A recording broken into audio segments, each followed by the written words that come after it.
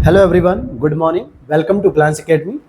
दोस्तों, अगर आप लोग यूपी पीसीएस प्रीलिम्स और मेंस की तैयारी कर रहे हैं 2024 की, या फिर आप आरओ प्रीलिम्स और मेंस दोनों की तैयारी कर रहे हैं, या फिर आप अदर स्टेट पीसीएस जैसे बिहार पीसीएस हो गया, या फिर राजस्थान पीसीएस, एमपी पीसीएस, या आप यूपीएससी की तैयारी कर रहे हैं, तो बिल्कुल ये उसके लिए वर्ल्ड ज्योग्राफी की जो बेसिक समझ होनी चाहिए।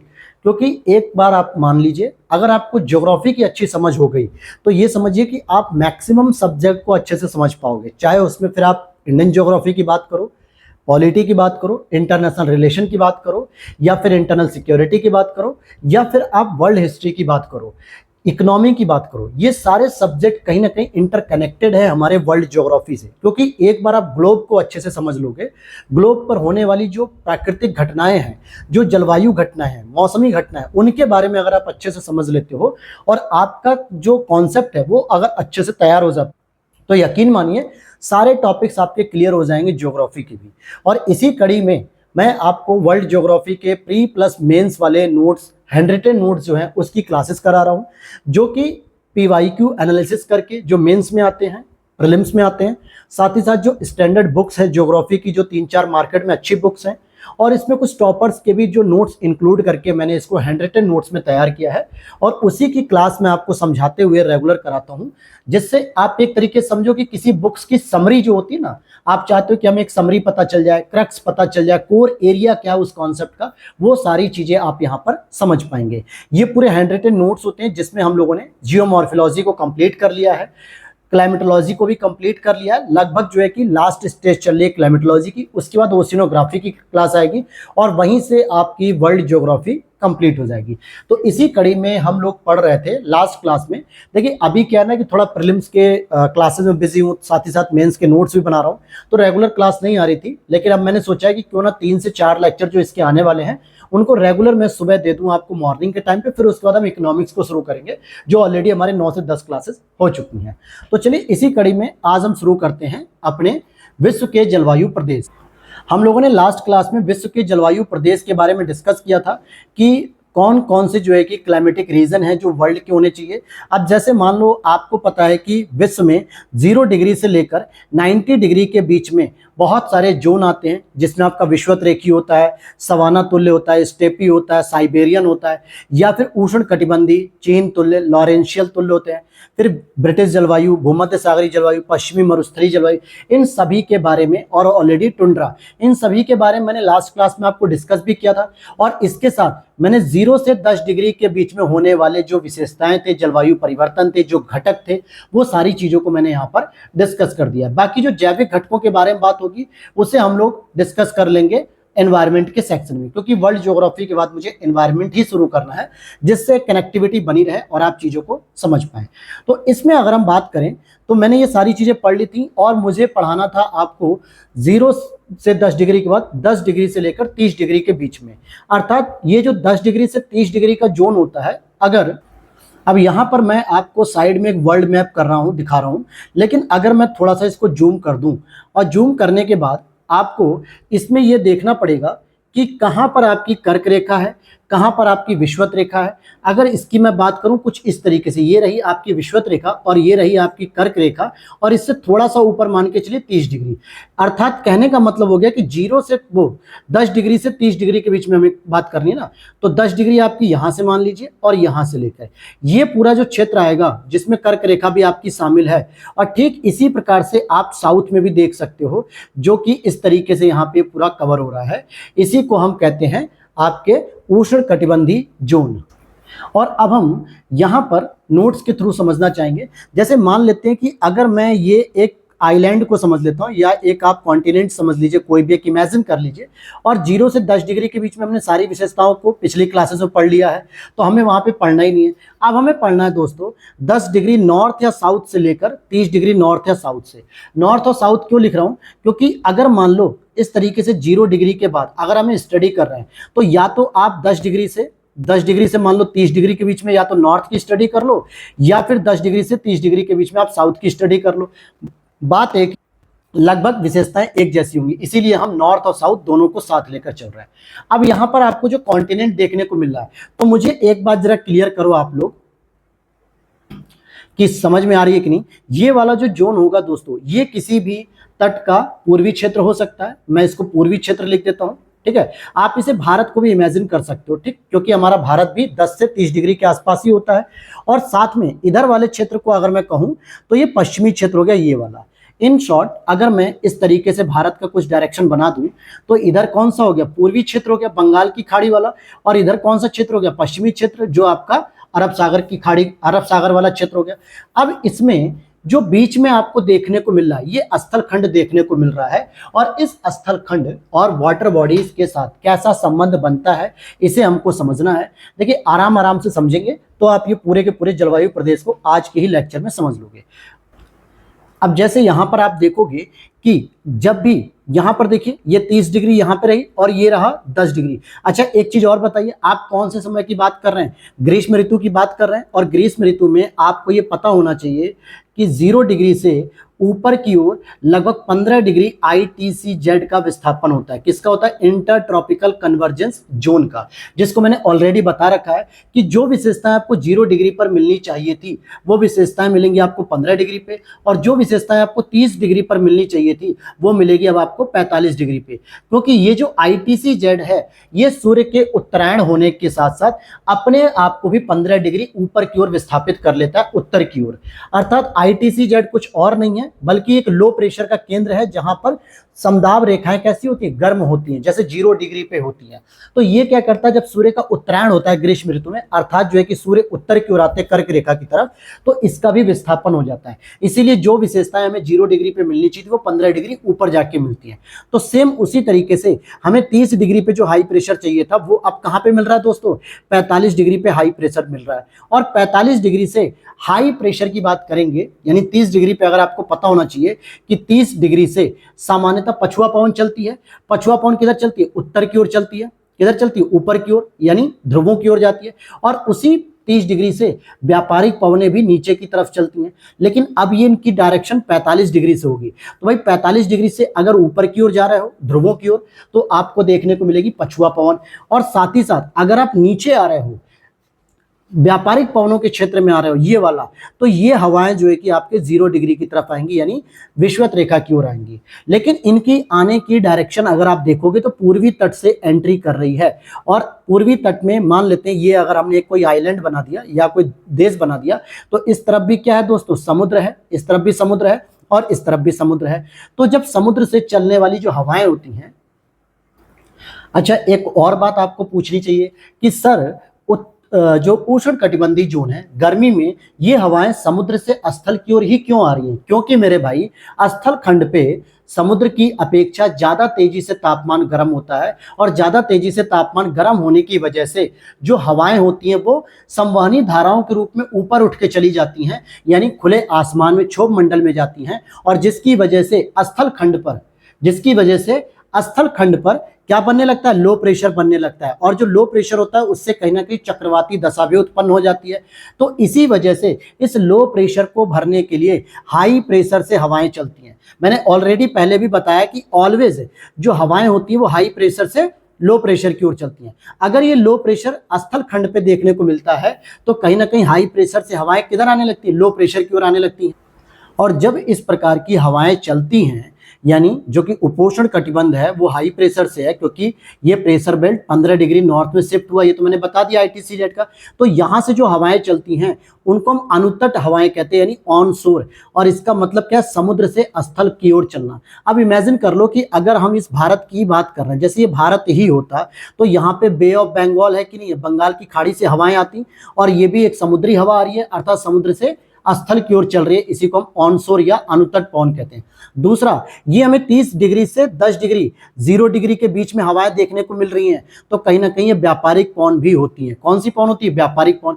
तो आप कह सकते हो, अभी इसको मैं डिटेल से यहां पर भी समझाऊंगा, ये देखिए पूरा डिटेल से लिखा हुआ है, लेकिन उससे पहले आपको इन चीजों को पूरा डिटेलिंग के साथ समझना पड़ेगा जो मैं समझाना चाह रहा हूं, नहीं तो फिर आप रटते रह जाओगे और आपको बेसिक कॉन्सेप्ट समझ में नहीं आएगा। अब यहां पर क्या होगा, पूर्वी तट से भारत के अंदर अगर हवाएं प्रवेश कर रही हैं अनुतट व्यापारिक पवन के नाम से, जो कि समुद्र से स्थल की ओर चल रही हैं, और लो प्रेशर आपको सवाना सवाना वाले क्षेत्रों में मिल रहा है, यानी कि स्थल खंड के बीचों बीच मिल रहा है। और यहाँ पे जो हवाएं आ रही हैं, जब वो तट के किनारे आ रही हैं तो बारिश करा रही हैं, फिर लो प्रेशर तक आते आते थोड़ी कम बारिश होगी, क्योंकि समुद्र से क्या किया उन्होंने, जलवाष्प को ग्रहण किया। लेकिन जैसे ही वो पश्चिमी क्षेत्र में प्रवेश करती हैं, वहां से ये हवाएं फिर बाहर निकलने लगती हैं और पश्चिमी क्षेत्र सामान्यतः हमारा मरुस्थली हो जाता है। क्यों होता है मरुस्थली? क्योंकि यहाँ पे हवाओं के पास पर्याप्त मात्रा में नमी नहीं रहती है, हवाएं सूखी हो जाती हैं और इस वजह से मरुस्थल का विकास होता है पश्चिमी क्षेत्र में। दूसरा एक और रीजन है कि पश्चिमी क्षेत्र हाई प्रेशर का केंद्र बन जाता है, साथ ही साथ यहां पर ठंडी जलधाराओं का प्रभाव भी होता है, इसीलिए पश्चिमी तट पर मरुस्थल पाए जाते हैं। क्योंकि ठंडी जलधाराओं की वजह से हाई प्रेशर डेवलप रहता है, जिसकी वजह से वहां पर लो प्रेशर जैसी विशेषताएं नहीं मिलती हैं और हवाएं जो है कि नमी युक्त ना होके गर्म और सूखी हवाएं होती है, जिससे बारिश नहीं हो पाती है। तो यहां पर यह चीज समझ में आ गई ग्रीष्म ऋतु में।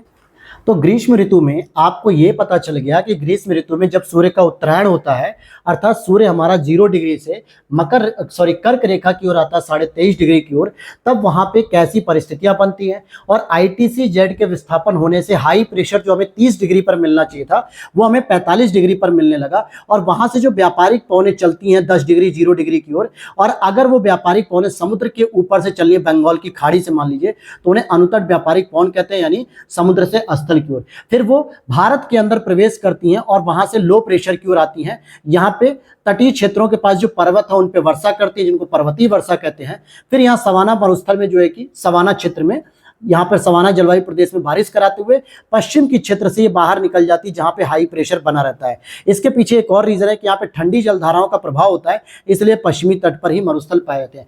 अब आप विश्व के किसी भी कोने में उठा के देख लो, चाहे आप अटकामा मरुस्थल देखिए साउथ अमेरिका में, चिली और अर्जेंटीना के तट पे, ये भी पश्चिमी क्षेत्र में है। या फिर आप बुशमैन कालाहारी मरुस्थल देखिए, भारत का थार डेजर्ट देखिए, सहारा मरुस्थल देख लीजिए अफ्रीका का, या फिर अमेरिका का, नॉर्थ अमेरिका का जो बहुत सारे जो मरुस्थल है उनको देख लीजिए, या फिर ऑस्ट्रेलिया का देख लीजिए।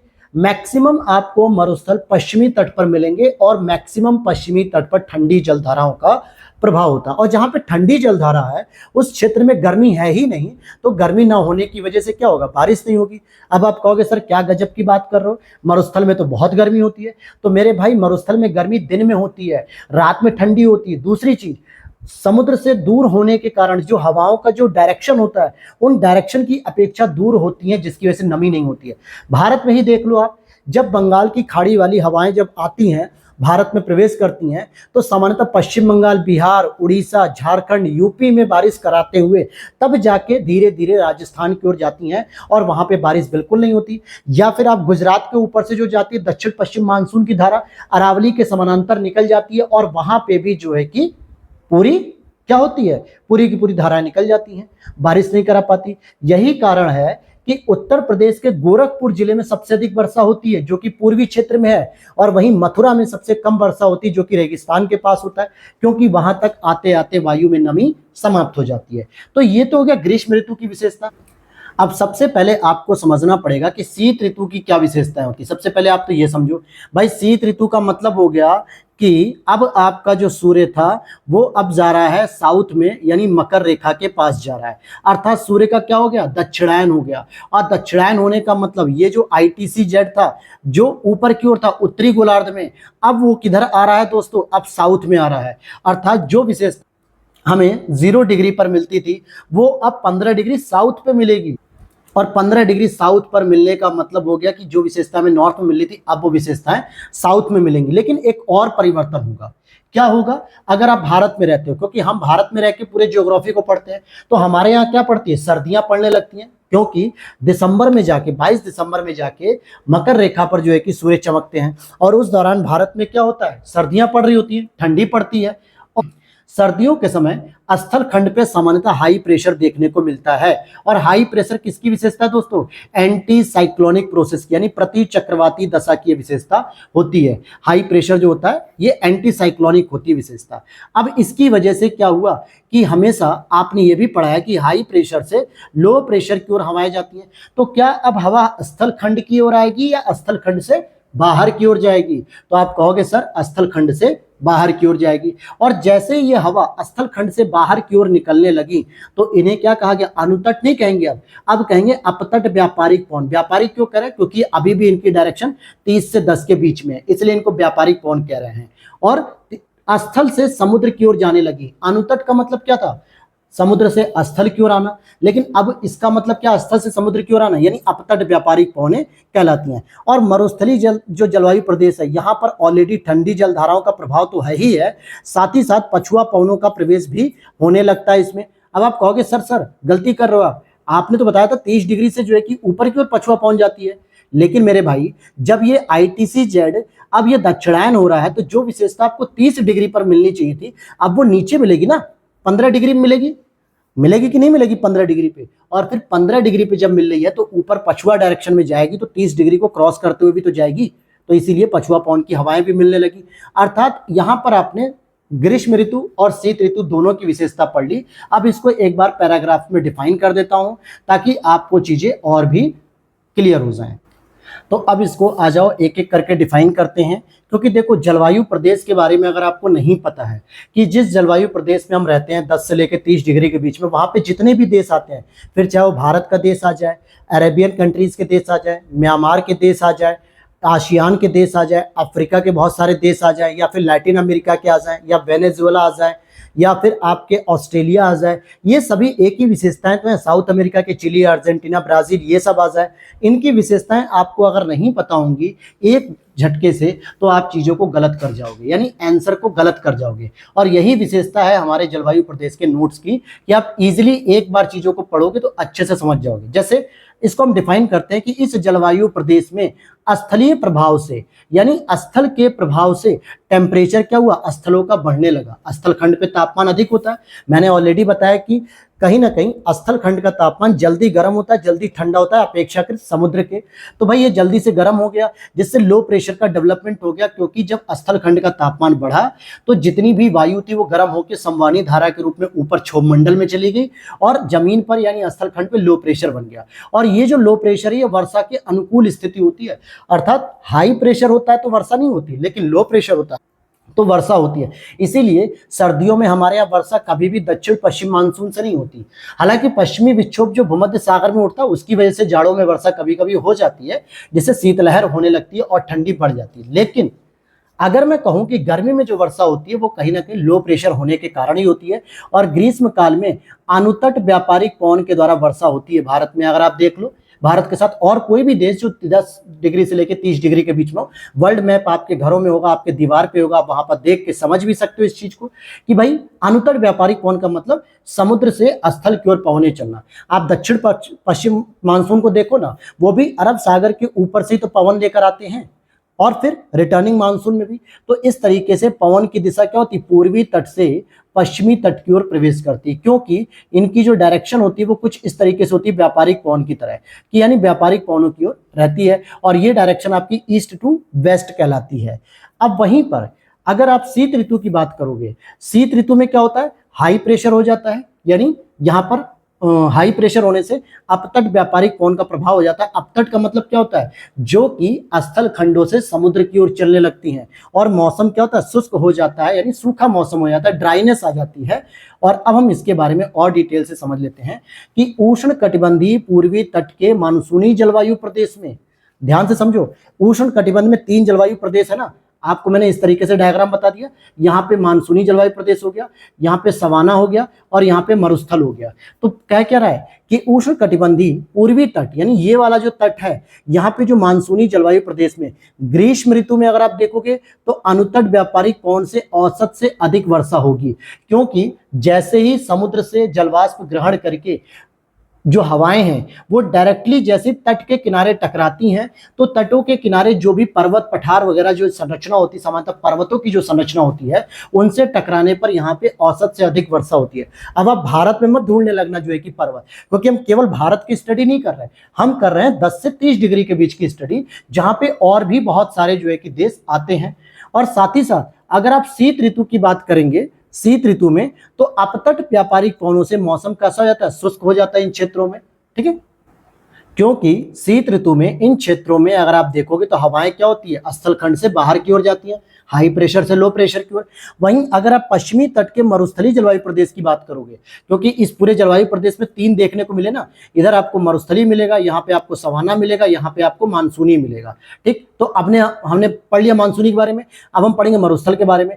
तो यहाँ लिखा है पश्चिमी तट के मरुस्थलीय जलवायु प्रदेश में ग्रीष्म ऋतु में गर्मियों के समय में क्षेत्रीय प्रभाव से टेम्परेचर अधिक हो जाएगा और लो प्रेशर विकसित हो जाएगा। ये बात तो सही है, लेकिन पूर्व से आने वाली व्यापारिक पवन शुष्क हो जाती है, क्योंकि जो हवाएं आ रही होती हैं इस डायरेक्शन में, जो लो प्रेशर के केंद्र से होते हुए जो है कि पश्चिमी तट से बाहर निकलती हैं, लेकिन वो शुष्क हो जाती है क्योंकि उनमें नमी समाप्त हो जाती है। तो इसलिए वर्षा क्या होती है, नगण्य, यानी वर्षा होती ही नहीं है। और साथ ही साथ वहां पे ठंडी जलधारा का भी प्रभाव होता है, जिससे वायु शुष्क होने लगती है और पश्चिम से आने वाली स्थानीय पवन में जलवाष्प की मात्रा कम होती है और जिससे वर्षा के लिए प्रतिकूल स्थिति बन जाती है।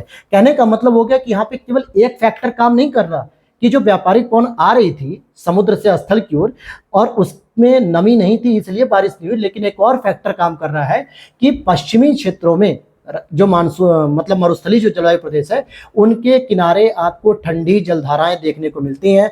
ठंडी जलधारा होने की वजह से वहां लो प्रेशर नहीं बनता बल्कि हाई प्रेशर बन जाता है और इस वजह से वहां पर क्या होता है, वर्षा के लिए विपरीत स्थिति होती है, यानी वर्षा होती ही नहीं है और वर्षा के लिए प्रतिकूल स्थिति बन जाती है। जबकि शीत ऋतु में यही क्या होता है, अपतट व्यापारिक पवन का प्रभाव होता है, तो इस वजह से पूरा का पूरा मौसम क्षेत्र ही शुष्क हो जाता है शीत ऋतु में। तो यही पूरी हमने विशेषता पढ़नी थी जो हमने आपको पढ़ा दी। अब हम पढ़ेंगे 30 से 45 डिग्री के बारे में। हालांकि यहाँ पे 45 से 60 वाला लिख गया है क्योंकि जो हमें 30 से 35 पढ़ना है, 45 वो यहाँ पे है। ठीक है, अब जरा यहाँ पर देखो कि आपको कौन सी जोन की बात करनी। भाई देखो 0 से 30 तक हमने कंप्लीट पढ़ लिया, तो हमने इसको स्ट्रक्चर को लाइन खींच दिया और आप इसी तरीके से मेंस की आंसर राइटिंग में डायग्राम भी बना सकते हो। एग्जामिनर पूरी तरीके से उसे प्रूफ करेगा, वैलिड मानेगा, क्योंकि आप एक इमेजनरी जो है कि डायग्राम बना रहे हो जिससे एग्जामिनर को पता चल रहा है कि हाँ आपने 0 से 10 के बारे में डिस्कस कर लिया, 10 से 30 के बारे में, और इनके आगे की क्या स्टोरी है वो भी आप चित्र के माध्यम से बता रहे हो, बाद में 2-2 3-3 लाइनें भी लिख रहे हो। हालांकि मैंने जो मेंस के नोट्स बनाए इंडियन और वर्ल्ड ज्योग्राफी के एक ही में, जो मेंस आंसर राइटिंग के नोट्स हैं उनमें इन सभी चीजों को बहुत डिटेलिंग और बहुत छोटे छोटे पॉइंट में 4-4 पॉइंट 3-3 पॉइंट में लिख दिया है विद डायग्राम। आप उस चीज को भी देख सकते हो। हालांकि उसकी कोई क्लास अभी नहीं आ रही है, वो क्योंकि मेंस आंसर राइटिंग के नोट्स हैं जो आपको प्रीलिम्स के बाद डायरेक्टली हेल्प करेंगे, जिसमें कोई किताब पढ़ने की आवश्यकता नहीं पड़ेगी। लेकिन आप अगर उसकी पीडीएफ को बाई करना चाहते हो तो वीडियो के नीचे दिए गए व्हाट्सएप नंबर पे मैसेज कर लो, या फिर मैं यहाँ पे लिख रहा हूँ 8527594636। यहाँ पर आपको ये जो आप क्लास कर रहे हो इनके भी नोट्स मिल सकते हैं, अदर सब्जेक्ट्स के भी मिल सकते हैं। ये सारे पीडीएफ्स आपको वहाँ पे मिल जाएंगे, सारे पेड होते हैं, बहुत कम प्राइस होती है, जेन्युइन प्राइस होती है, क्लासेस सभी की फ्री मिलेंगी। ठीक है, चलिए टॉपिक पे आते हैं हम। तो हम बात करेंगे 30 से 45 डिग्री के बीच का दोस्तों, 30 से 45 डिग्री के बीच का। याद करिए, फिर ग्रीष्म ऋतु की बात करेंगे, फिर शीत ऋतु की। ग्रीष्म ऋतु में आपने क्या परिवर्तन देखा? हमने भैया देखा कि 0 डिग्री से हम किधर की ओर जा रहे हैं, नॉर्थ की ओर जा रहे हैं, उत्तरायण हो रहा है। तो उत्तरायण होने से ये जो ITC-Z भी है जो अपना पीछा नहीं छोड़ रहा, जो विशेषता में 30 डिग्री पर मिलनी चाहिए थी वो कहां पर मिल रही दोस्तों, 45 डिग्री पे। और क्या मिल रहा है यहाँ पे, हाई प्रेशर। क्या मिल रहा है यहाँ पे, हाई प्रेशर। हमको पढ़ना कितना है, 30 डिग्री से 45 डिग्री के बीच का ये जो संक्रमण जोन है, जो ट्रांजिशन फेज है, जो किसका फेज है, ट्रांजिशन फेज है। किसकी वजह से, ITC-Z की वजह से ट्रांजिशन फेज है। तो हमें इसको सही करना है, हमें क्या करना है, इसको पढ़ना है। तो 30 से 35 डिग्री के बीच की अगर हम विशेषता की बात करें, चाहे वो नॉर्थ हो चाहे वो साउथ हो, तो इसमें भी आप देखो भाई हाई प्रेशर से ऑलवेज लो प्रेशर की ओर हवाएं चलेंगी, क्योंकि यहाँ पर भी स्थलीय प्रभाव जो स्टेपी जलवायु प्रदेश है उसकी वजह से लो प्रेशर होगा और यहाँ से पछुआ पवन तो ऊपर जा रही है, लेकिन इसमें क्या घुस रही है, व्यापारिक पवन घुस रही है। और जब यहाँ से व्यापारिक पवन घुस रही है तो ये अनुतट व्यापारिक पवन होगी, और अनुतट व्यापारिक पवन का मतलब हो गया समुद्र से स्थल की ओर घुसने वाली हवाओं को कहते हैं। और इसके बाद यहाँ पर ये लो प्रेशर के केंद्र तक आके वर्षा कराती है, यहाँ पे भी चीन तुल्य जलवायु प्रदेश में वर्षा कराएंगी। फिर उसके बाद ये बाहर निकल जाएंगी, भूमध्य सागरीय जोन से बाहर निकल जाएंगी अपतट व्यापारिक पवन के रूप में। अपतट का मतलब स्थल खंड से समुद्र की ओर आ जाना। और ठीक इसी प्रकार से आप इन चीजों को जो है कि पढ़ सकते हो, किसमें, ठीक इसी प्रकार से आप शीत ऋतु में जब देखोगे तो हम वहां पर भी बात करेंगे कि अब जब शीत ऋतु में देखोगे तो ये जो विशेषता थी ये 15 डिग्री साउथ में खसक के आ गई। तो भाई नॉर्थ में जो 30 डिग्री पे विशेषता मिल रही थी वो कहाँ गई, 15 पे आ गई। साउथ में कहाँ चली जाएगी, 45 पे चली जाएगी। यानी हम भारत में हैं तो हम अपनी डायरेक्शन की बात कर रहे हैं। तो यहां पर आप देखोगे कि, और इस वजह से आप यहां देखो कि जब शीत ऋतु आ जाती है तो यहाँ पे स्थल खंड पे क्या देखने को मिलता है, हाई प्रेशर। और हाई प्रेशर पे हमेशा अपतट व्यापारिक पवन होती है। अपतट व्यापारिक पवन का मतलब क्या हो गया कि स्थल से वो किधर चलेगी दोस्तों, समुद्र की ओर चलेगी, यानी बाहर की ओर चलेगी। लेकिन इसी दौरान आपके अनुतट पछुआ पवन भी प्रवेश करने लगेगी 15 डिग्री से, जो स्थल खंड की ओर प्रवेश करने लग जाएगी। क्यों कर रही है 15 डिग्री से, 30 डिग्री से करना चाहिए था, या 45 डिग्री से। 15 डिग्री से इसलिए कर रही है क्योंकि अब सूर्य का क्या हो रहा है, दक्षिणायन हो रहा है। तो जो विशेषता 45 से घट के 30 पे आ जानी चाहिए थी वो घट के कहां पे आ गई, 15 पे आ गई। और 15 से अब पछुआ पवन चलने लगी, जो कि आपके कहां पे प्रवेश कर रही है, भूमध्य सागरीय जलवायु प्रदेश में प्रवेश कर रही है। तो आ जाओ जरा इसको भी डिटेल से समझ लेते हैं। साफ साफ आपको पढ़ना है कि इस जलवायु प्रदेश में यानी कि 30 से 45 के बीच में वायुदाब कटिबंध के विस्थापन से, अर्थात कि ITCZ के विस्थापन से ग्रीष्म ऋतु में अनुतट व्यापारिक पवन का प्रभाव रहेगा। बिल्कुल, क्योंकि 45 डिग्री तक तो आपको व्यापारिक पवन देखने को मिलेगी ही मिलेगी। भाई सिंपल कंडीशन में आपको 0 से 30 डिग्री के बीच में मिलती है, 30 से व्यापारिक पवन चलती है। लेकिन अगर ITCZ का ट्रांजिशन हो रहा है, ITCZ ऊपर खसक रहा है, तो 45 डिग्री पे जाने के बाद 45 से मिलेगी ना पूरी विशेषता, मिलेगी कि नहीं मिलेगी व्यापारिक पवन। तो भाई यहां से चलने वाली जो हवाएं हैं वो क्या होंगी, अनुतट व्यापारिक पवन कहलाएंगी। क्या कहलाएंगी दोस्तों, अनुतट व्यापारिक पवन कहलाएंगी। और महाद्वीप के पूर्वी तट से पश्चिम की ओर वर्षा की मात्रा में कमी आएगी। यानी जैसे जैसे वो पूरब से पश्चिम की ओर एंट्री करोगे तो आपके क्या होगा, वर्षा की मात्रा में कमी आएगी। जरा देख लो, गौर से देखो, जब यहां से आप प्रवेश कर रहे हो पूरब से पश्चिम की ओर तो सबसे अधिक वर्षा तो आपने यहीं पे करा दी, फिर थोड़ी कम वर्षा कराओगे, फिर थोड़ी और कम वर्षा कराओगे, तो इस वजह से यहाँ पे वर्षा का मान भी कम होता जाएगा। और शीत ऋतु में पछुआ पवन के प्रभाव से पश्चिमी तट से पूरब की ओर वर्षा की मात्रा में कमी आएगी। यानी शीत ऋतु की अगर हम बात करें तो पछुआ पवन जो एंट्री कर रही है, यहां वर्षा ज्यादा हो रही है, फिर यहाँ पे कम, फिर यहाँ पे कम, फिर यहाँ पे कम, अर्थात पश्चिम से पूरब की ओर हवाएं कम होती जा रही है, यानी वर्षा कम हो रही। तो शीत ऋतु में तो पछुआ पवन से जो है कि वर्षा होगी, लेकिन पश्चिम से पूरब की ओर वर्षा कम होगी। लेकिन ग्रीष्म ऋतु में आपकी अनुतट व्यापारिक पवन से वर्षा हो रही है, जो कि पूरब से पश्चिम की ओर कम होती जाएगी। और इस वजह से चीन तुल्य में ग्रीष्म ऋतु में औसत से अधिक वर्षा देखने को मिलेगी अनुतट व्यापारिक पवन से गर्मी में। वहीं शीत ऋतु में मौसम शुष्क रहता है तो अपतट पछुआ पवन का प्रभाव रहेगा।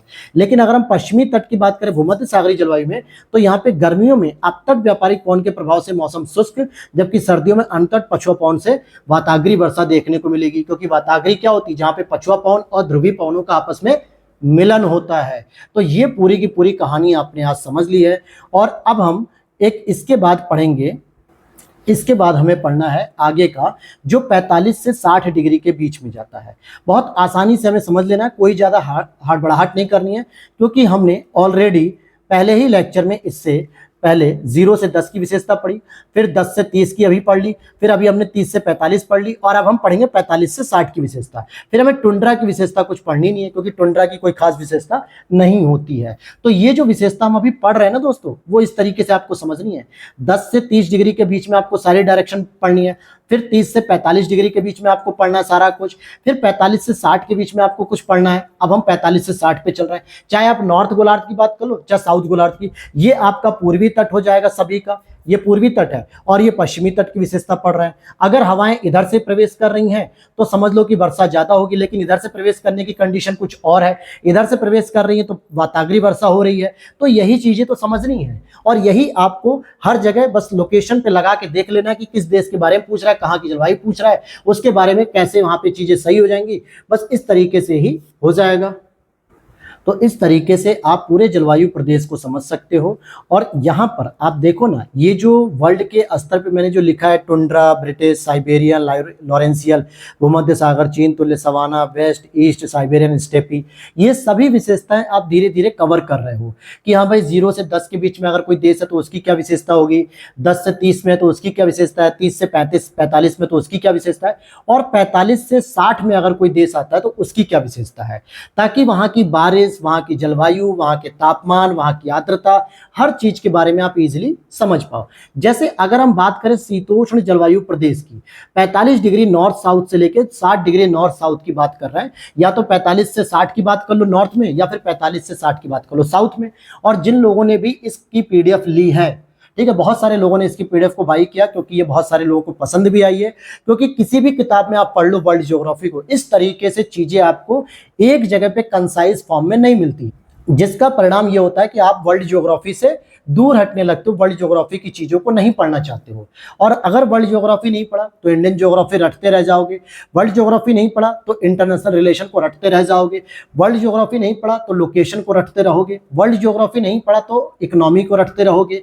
यानी कहीं पर भी आप वर्ल्ड ज्योग्राफी को स्किप नहीं कर सकते। और इसीलिए जिन लोगों ने नोट्स लिए, मैं उनसे भी रिक्वेस्ट करूंगा कि इन सभी क्लासेस को रेगुलर देखिए और अपने नोट्स के साथ जो आपने लिए हैं इसकी पीडीएफ को, उसके साथ एसिमिलेट करिए कि कहां पर आपको चीजें कम समझ में आ रही, कहां पर आपको चीजें ज्यादा समझ में आ रही, तो उसके साथ आप कनेक्शन को बिल्डअप करिए।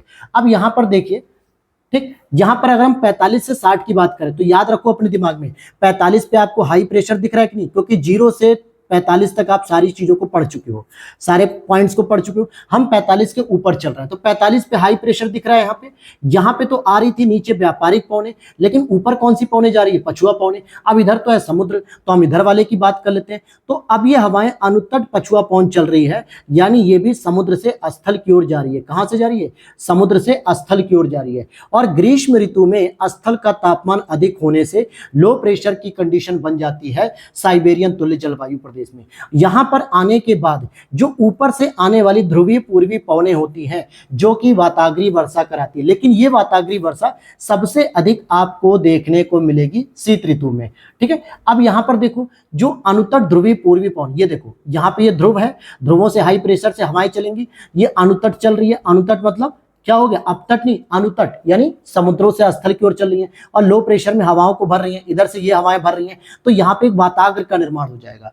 कहाँ पे, 60 डिग्री के आसपास, क्योंकि 90 डिग्री से चलने वाली और 30 डिग्री से चलने वाली हवाओं का जो मिलन होता है वो 60 डिग्री में होता है, जिसको हम वाताग्रीय वर्षा के रूप में आते हैं, यानी वाताग्र के बारे में जानते हैं। मैंने इससे पहले चक्रवात में भी वाताग्र का जिक्र किया, जेट स्ट्रीम में भी वाताग्र का जिक्र किया, वर्षा में भी वाताग्र को बताया। तो अब आपको ज्यादा समझाने की जरूरत नहीं है, आप आराम से समझ रहे होगे। ठीक इसी चीज को अगर हम ग्रीष्म ऋतु में देखने व शीत ऋतु में देखते हैं तो शीत ऋतु में सामान्यतः हाई प्रेशर बनेगा टेम्परेचर कम होने से। तो यहां से क्या होता है, अपतट पछुआ पवन चलेगी। अपतट पछुआ पवन का मतलब हो गया यहां से ऊपर ध्रुवों की ओर निकलती है और यहां से आपकी हवाएं आती हैं बाहर की ओर, लेकिन उसी दौरान यहां से अनुत्तट पछुआ पवन चलती है और ब्रिटिश जलवायु प्रदेश में वाताग्रीय वर्षा सबसे अधिक होती है। तो जरा इसको समझ लेते हैं। साफ साफ मैंने लिखा है बहुत छोटे छोटे फॉर्म में कि इस जलवायु प्रदेश के पूर्वी तट, यानी ये वाला तट जो लॉरेंशियल वाला है, इसमें ग्रीष्म ऋतु में अनुत्तट ध्रुवीय पूर्वी पवन का प्रभाव होता है, यानी इन हवाओं का प्रभाव होता है। और फुहारे के रूप में धीमी गति से वर्षा होती है।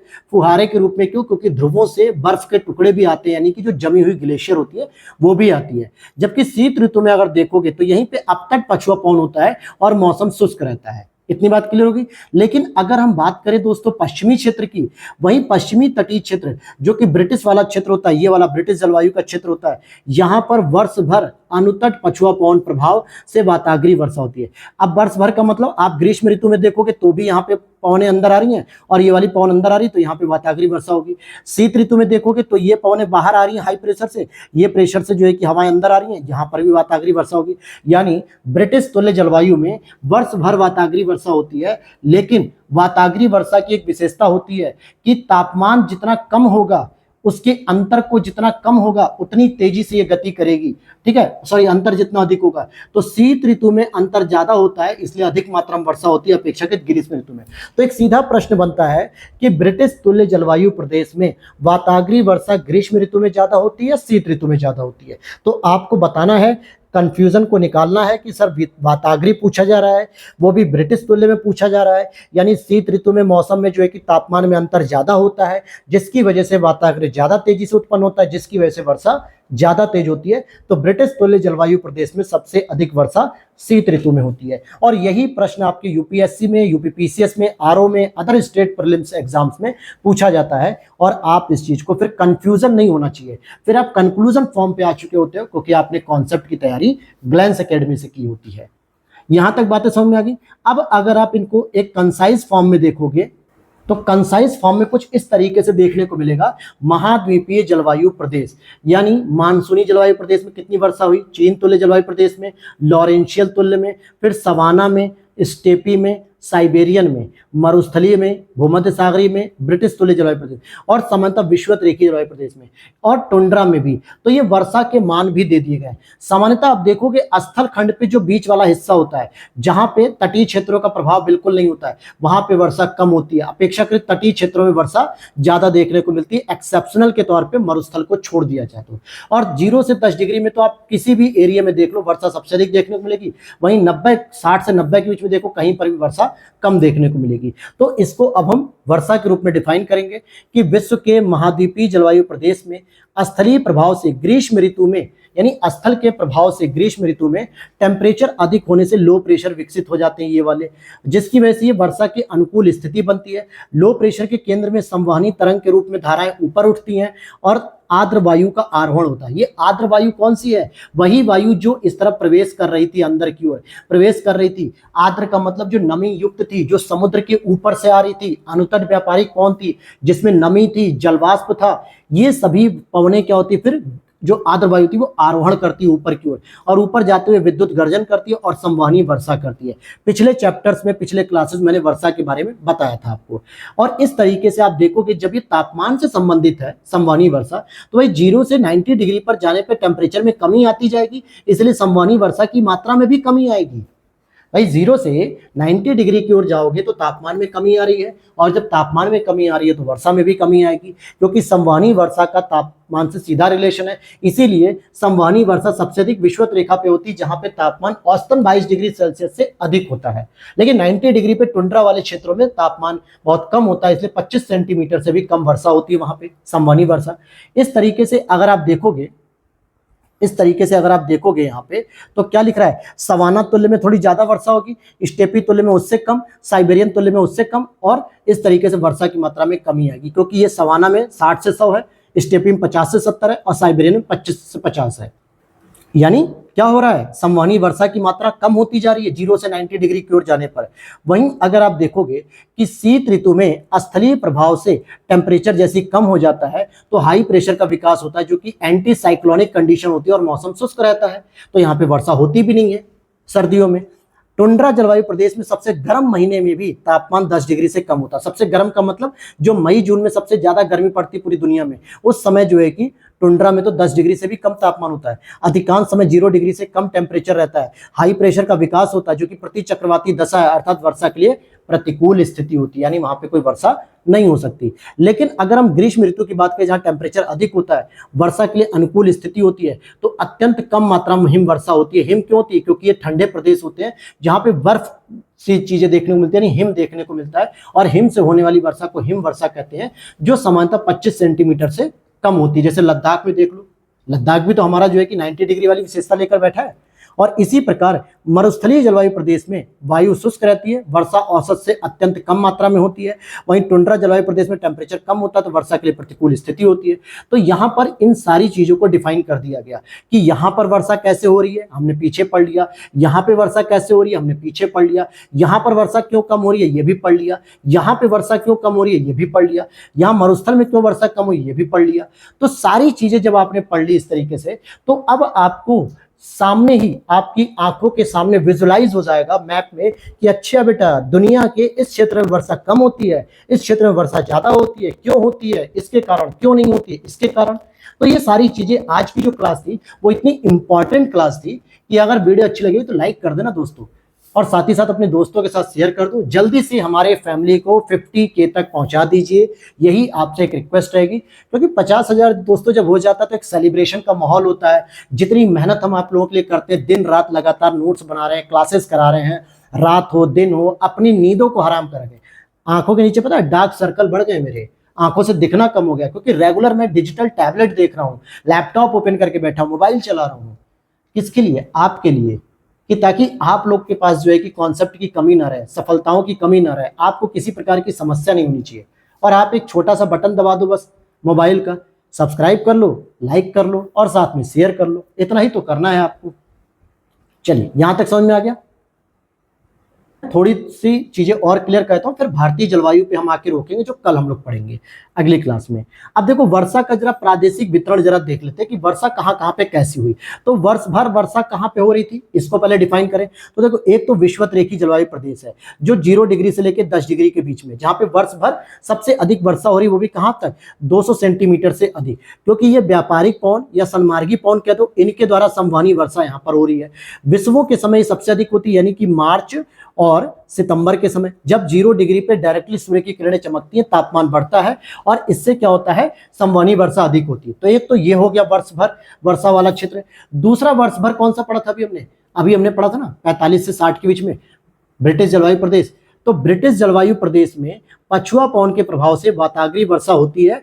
शीत ऋतु में ये अधिक मात्रा में होती है, जबकि ग्रीष्म ऋतु में थोड़ी कम होती है, लेकिन होती वर्ष भर है। तो पूरे विश्व में 2 ऐसे रीजन हैं जहां पे वर्ष भर आपको वर्षा देखने को मिल सकती है। उनके पीछे जो रीजन है वो भी मैंने बता दिया कि विषुवत रेखा में तापमान की वजह से वर्षा होती है वर्ष भर, ब्रिटिश तुल्य जलवायु प्रदेश में वाताग्रीय वर्षा होती है वर्ष भर। लेकिन यहाँ पे वर्ष भर वर्षा होती है, हमारे भारत में होती है क्या, नहीं होती है हमारे भारत में, क्योंकि हमारे भारत में ये विशेषता नहीं मिलती हैं। लेकिन अगर एक और चीज हम देखें कि शुष्क ग्रीष्म ऋतु में और शुष्क शीत ऋतु में, शीत ऋतु के समय वर्षा वाला क्षेत्र कौन सा है, तो भूमध्य सागरीय जलवायु प्रदेश को याद कर लो। अनुतट पछुआ पवन से वाताग्रीय वर्षा होती है शीत ऋतु के समय अधिकतर। और साथ ही साथ अगर हम वर्षा के कुछ अलग अलग क्षेत्र देखना चाहें, जैसे औसत से अधिक वर्षा कहाँ पे होगी, तो मानसूनी जलवायु प्रदेश में, चीन तुल्य जलवायु प्रदेश में, लॉरेंशियल तुल्य जलवायु प्रदेश में। ये सामान्यतः गर्मी में सबसे अधिक वर्षा होती है। क्या करा है, ग्रीष्म ऋतु के समय वर्षा। और ये कौन सा जोन था, याद करो, ये वाला जोन था जो पूर्वी क्षेत्र है। ठीक है, मानसून अभी 0 से 10 की बात ही खत्म होगी, 10 से हम सीधे 60 तक की बात कर रहे हैं, मतलब 10 से 30, 30 से 45, 45 से 60। तो यहाँ पे आपको सबसे ऊपर मिला था लॉरेंशियल, फिर चीन, फिर मानसूनी। यहाँ पे वर्षा सबसे अधिक होती है, 100 सेंटीमीटर से भी अधिक। लेकिन अगर औसत वर्षा वाले क्षेत्र देखोगे, सवाना और स्टेपी, जो कि ये रहा सवाना, ये रहा स्टेपी, साइबेरिया में होती ही नहीं है, बहुत कम होती है। बीच का हो गया औसत से कम वर्षा वाले जो साइबेरियन तुल्य जलवायु प्रदेश, देखो यहाँ पे सबसे कम होती है। अत्यंत कम वर्षा वाले क्षेत्र जैसे यहाँ पे मरुस्थलीय क्षेत्र हो गया, और यहाँ पे ऊपर जो है कि आपका टुंड्रा क्षेत्र हो गया, यहाँ पे वर्षा सबसे कम होती है। और वर्ष भर होने वाली वर्षा, तो यहाँ पे ब्रिटिश तुल्य जलवायु प्रदेश हो गया, नीचे आपका 0 से 10 डिग्री वाला क्षेत्र हो गया, तो ये वर्ष भर वर्षा वाला क्षेत्र हो गया। अब यहाँ पर हम बात करेंगे दोस्तों अपने भारत की मानसूनी जलवायु की, जो कि हम कल की क्लास में बात करेंगे। और इससे संबंधित जितने भी वर्षा के कॉन्सेप्ट हैं, चाहे वो अरब सागर के हो, इंडियन ओशन डेवलपमेंट का हो, हिंद महासागर का हो, बंगाल की खाड़ी का हो, जो भी इसमें प्रोसेस होंगे वो सारे के सारे हम पढ़ेंगे। और भारत में कितने प्रकार की वर्षा होती है, कौन से प्रकार से सबसे ज्यादा वर्षा होती है, ये सारी चीजें कल की क्लास में हम डिस्कस करेंगे। तो वीडियो अच्छी लगी तो लाइक कर देना, चैनल पे पहली बार हो तो सब्सक्राइब कर लेना। मिलते हैं नेक्स्ट वीडियो में, कल मिलेंगे आपको ज्योग्राफी के साथ। अब अगले 2 से 3 दिन में हम ज्योग्राफी को कंप्लीट करेंगे। तो जय हिंद, जय भारत।